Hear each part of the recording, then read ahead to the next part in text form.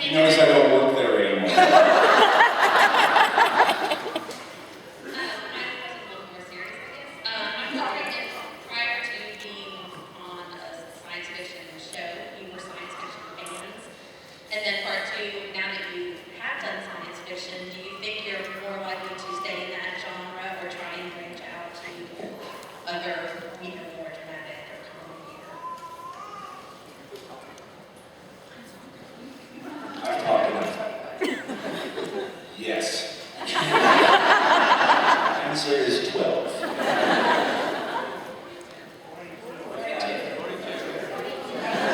Jason, would you like to feed that?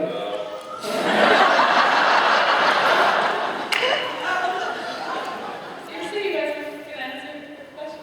Go for it, I'll take it. I am a fan of television.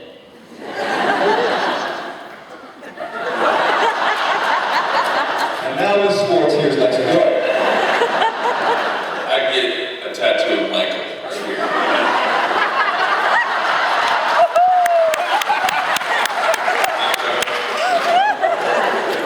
I keep my left not to see that. Careful. I really like Star Wars and Battlestar growing up, so it's in the 70s and stuff like that. What was the other part of the question? I forget. Do I want to do anything else? No. No. Just sci-fi original movies for me.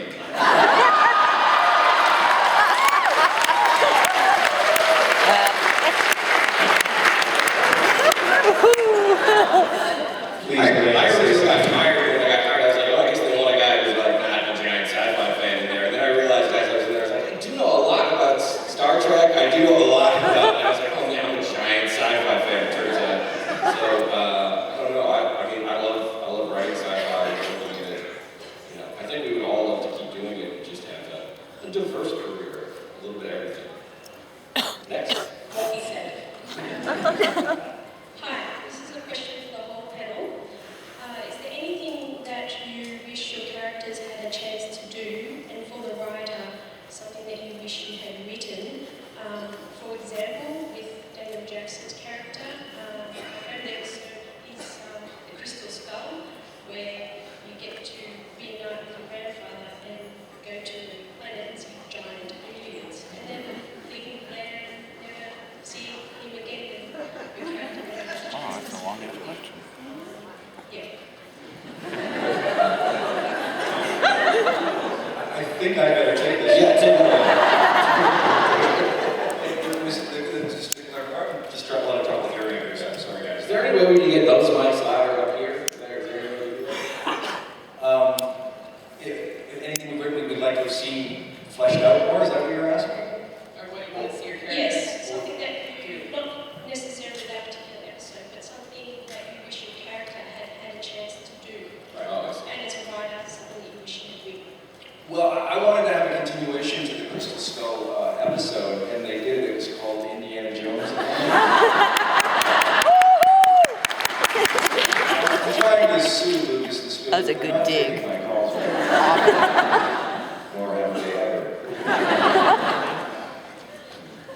I wish that Dr. Len had a chance to dance like no one was watching. Only no one would be watching.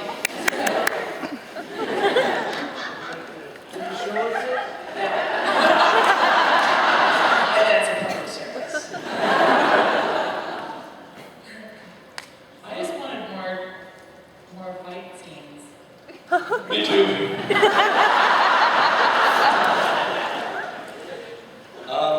I don't know. I had the privilege of writing 33 episodes, and most of those were just remakes of episodes I'd written previously. So I think I was officially out of ideas. I got a good run there. I want a backstory.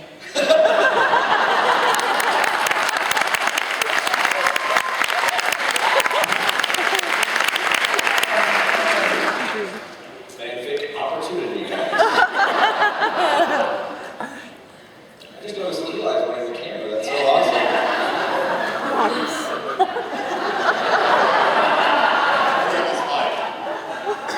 So many of your fans have a hard time separating their feelings for your Tell me about it.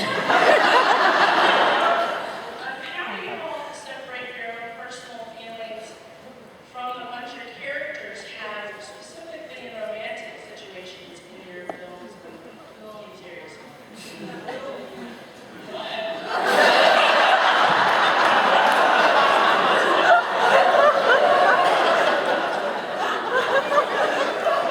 Jules Huffman is here, Matt. Do you want to take this one? No, Matt.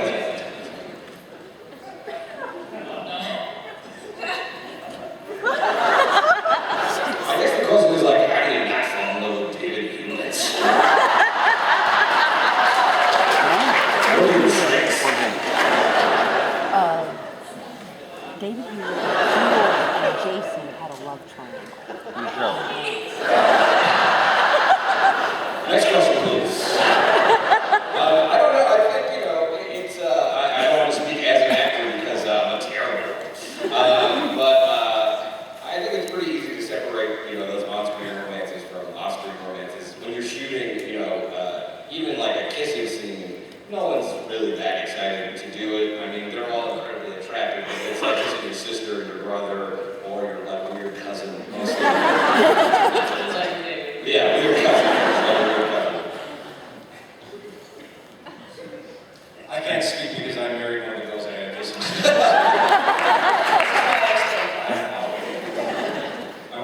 I'm sorry. I wanted to start with a comment from Michael. Thank you very much for single-handedly destroying one of my favorite science fiction images, the Stargate. This question is from Mark. Yesterday you mentioned that DVDs are unfortunately not as lucrative as they were. I love the 2 DVD releases.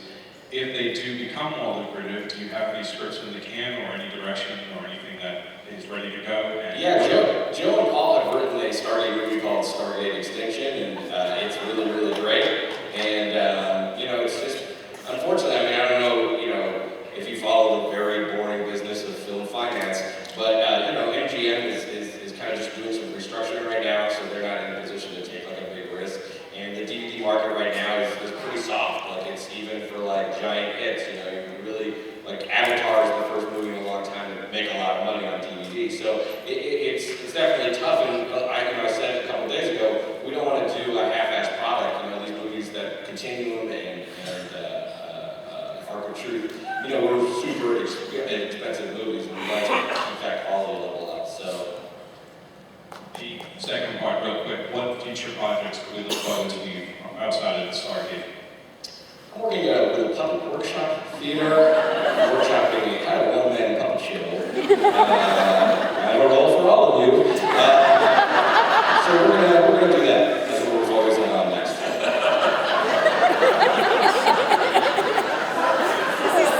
No. Where is your hand gonna go? In the Stargate.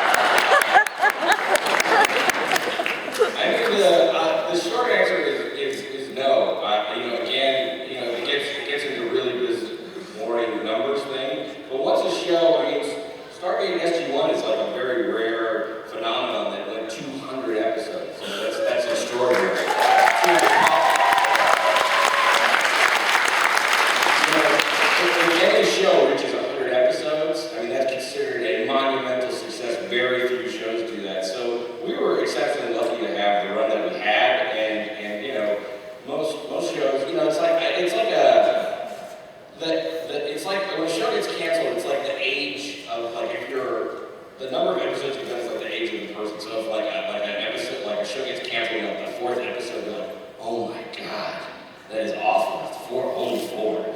And if they get to like 18, they're like so young and just has nothing, they have a future in front of them. Like 35, you're like, he, I guess, was not living proper. You know, mid-50s, it's like, that happens sometimes. You know, their 50s, 75, you're like, full life. 100, you're like, that's kind of, come on. You know, he had a good run. He had 100 years. So, no, the show, you know, SGU was something that was going to happen whether or not the legs got picked up, and so no, it had nothing to do. Can you say that again? SGU had nothing to do with legs getting canceled. You know.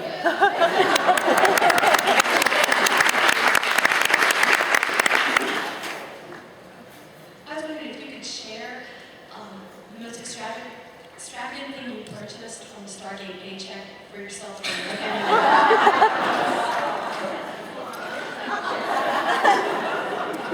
Lexa, would you like to answer that question? It's right here.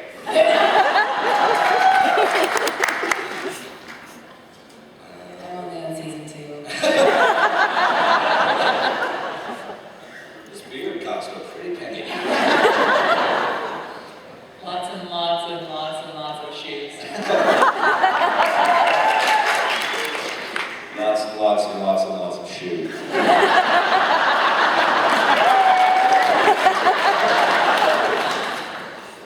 Lots and lots and lots of alcohol.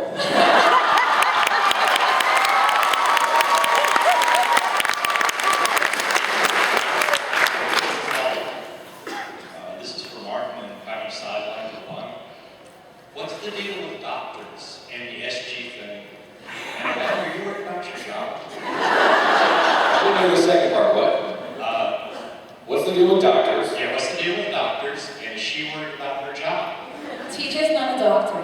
I swear it. She never will be. I don't know. I really like the doctor characters. Jewel was a doctor character. She was a great character. They fell off the awesome doctor from SG1. Yeah. Like, seriously? I know. I'm worried about my safety. No, everybody is. I know. I asked Brad. I said, "What's the deal?" Everyone asked me if I'm worried about losing my job, and he said, "We're not very nice to doctors." I don't know why either. I was very good at it. That's how I survived. Were there to be a season 11? No, I don't know.